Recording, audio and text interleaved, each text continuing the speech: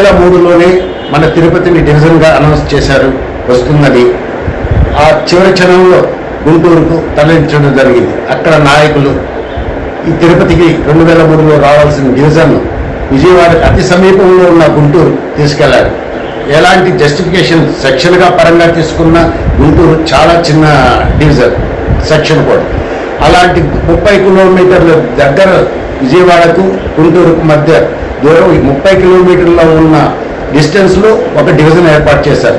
అలాగే తిరుపతి, చిత్తూరు, పీలేరు ఈ ప్రాంత వాసులకు సుమారు 400 కిలోమీటర్ల దూరంలో ఉన్న గుంటకల్ను ఏమాత్రం ఉపయోగం లేని ఈ ప్రాంత వాసులకు ఏమాత్రం రైల్వే పరంగా చాలా ఇబ్బందులు పడుతుంటారు. కాబట్టి ఈ డివిజన్ను బాలాజీ డివిజన్గా బైఫర్కేట్ చేసి డివిజన్ ఇవ్వాలనేసింది. అనేక పర్యాయాలకు ప్రయత్నించడం, వినతి పత్రాలు ఇవ్వడం, అనేక ఉద్యమాలు చేయడం జరుగుతుంది, కానీ ఎవరు పట్టించుకోవటం లేదు. అలాగే వైజాగ్ ఈ మధ్య కాలంలోనే ఒక జోనల్ కేంద్రాన్ని కూడా అక్కడ ఏర్పాటు చేశారు. అది కూడా 3 జిల్లాలు ఉన్న చిన్న ప్రాంతం. అయినా అక్కడ zonal head quarters plus division ఉంది. అలాగే కోస్తా జిల్లాలకు 2 డివిజన్లు గుంటూరు, విజయవాడ. ఆ 7 జిల్లాలకు కలిసి 3 డివిజన్లు, 1 జోనల్ ఉంది. అదే 6 జిల్లాలకు కలిసి 1 గుంటకల్ డివిజన్ అత్యంత పెద్దది. ఇది ఏమాత్రం ప్రజలకు ఉపయోగపడకుండా చాలా ఇబ్బందులు పడుతున్నారు. ఒకప్పట్లో తిరుపతి చాలా చిన్న స్టేషన్.